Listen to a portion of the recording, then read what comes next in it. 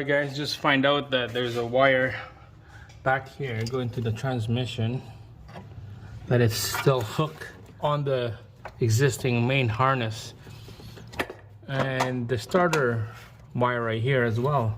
You can see that it's loose. The starter is loose already. It's loose, but it won't come out because of this engine mount bracket right here. So we need to take out the starter, or we could take out the bolt. There's a bolt right here behind this boot. Take out that boot out, and there's a nut right here that you need to take out so that we could take out that wire. Or you can take out this engine bracket right here so we can take out the whole starter. Alright, to make this thing easy, it's probably better to take out this nut right there, and we can take out the wire. Alright, so that nut behind that starter right there, like a 12 mil socket. So it's gonna put extension, and then we're gonna slide in the socket in. There you go.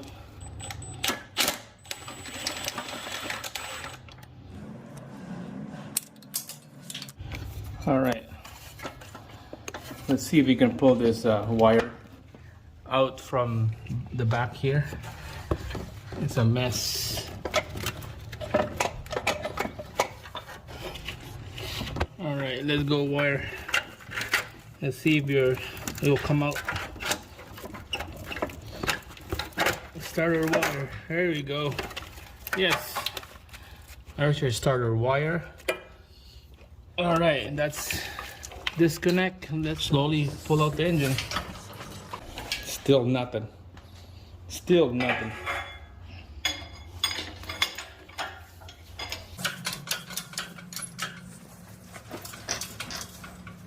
Alright guys, put the bungee cord up here so it's out of the way for the engine to come out.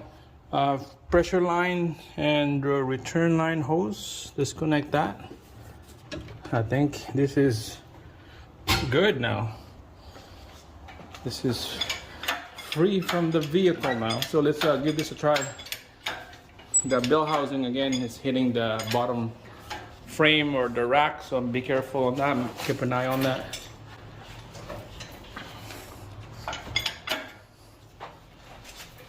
Okay, something still stuck. Watch the boom. Don't want to hit that light. Alright. What else is here? Oh yeah. Jesus Christ. Heater hose. I'll quickly take that out.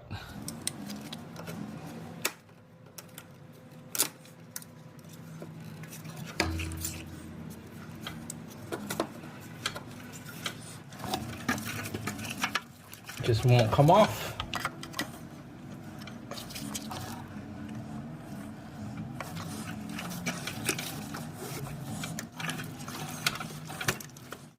All right, last one that I need to take out is this heater cord right there, the little guy right there. Just a tabs right there that needs to pry out, and then this whole thing will come out. Get a good spinning on that tab. Just quickly spin it.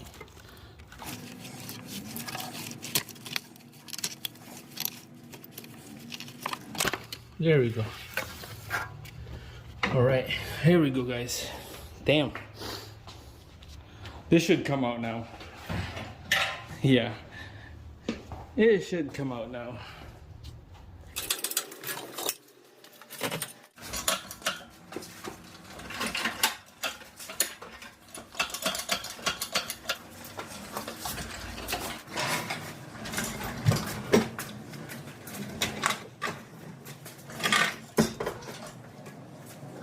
All right, there you go. There you have it. Engine's out on this Genesis. We'll quickly take a look at the back here because it's hard to see from the video. Bell housing bolts, okay? 2 right there, 4, 5, 6, 7, 8, 9, 10 for the starter. So 10 bolts. and then 6 on the flywheel. 2, 4, 5, 6. Those are the flywheel bolts. There's a window right here that you need to pop the plastic off or rubber off, and then you could put the 14 mil socket, tall socket. Disconnect the O2 sensor right there, and the cat converter bolt right there, and the nut, a stud. Actually the stud came out, so we're gonna have to get a brand new nut on these. We're gonna clean the treads on these, clean it up, and we'll put a brand new nut. That's about it for the back here. Of course, all the harness here, right there is hang.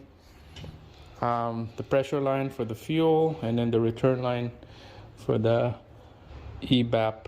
No, this is no return. This is for your EBAP right there. This is a returnless system for fuel. Just need pressure, that's about it. So that means the regulator is probably in the tank for the fuel pump. Heater hose, of course, is the last one that I took. It was stuck right here. Make sure heater hose is out, and that's about it, guys. This is shot core engine. We're gonna take this out, take this one out, and put it on a good working engine, and we'll slap this thing back in here when the new used engine come in. Hopefully will come in next week. Bring it in and we'll drop it down. So that's it. Stay tuned for the part 2 of this video. Genesis coupe engine swap. Thanks for watching. Subscribe. See you again on the next one.